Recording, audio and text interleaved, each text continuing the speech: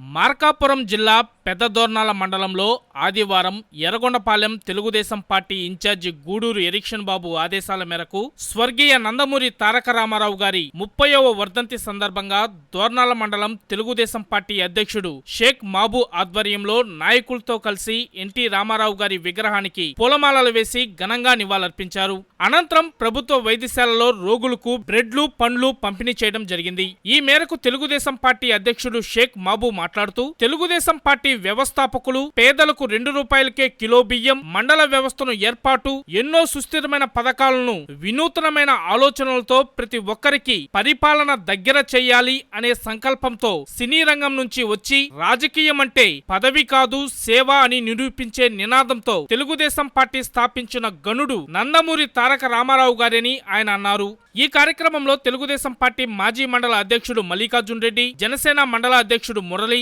నాయకులు బట్టు సుధాకర్ రెడ్డి, రావిక్రింది సుబ్బరత్నం, చంటి, కొప్పుల సుబ్బారెడ్డి, దొడ్డా శేషాద్రి, రాష్ట్ర రైతు సంఘం నాయకులు జెడి లక్ష్మయ్య, ఈదర మల్లయ్య, షేక్ మౌలాలి తదితరులు పాల్గొన్నారు.